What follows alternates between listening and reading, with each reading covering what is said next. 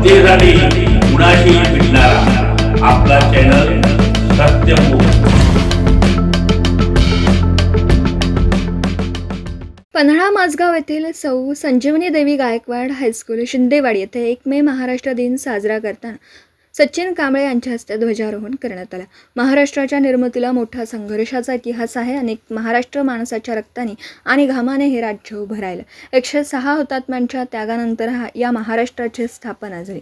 या प्रसंगी सौ संजीवनी देवी गायकवाड हायस्कूल येथे महाराष्ट्र दिनानिमित्त ध्वजारोहण कार्यक्रम संपन्न झाला।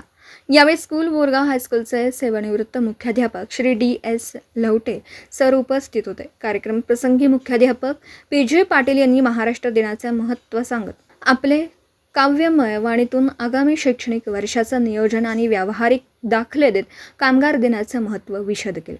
लवाटे सर यांनी तर आपले संस्थेतील अनुभव कथन करून शिक्षक आणि मुलांमधील काव्याने मंत्रमुग्ध केला।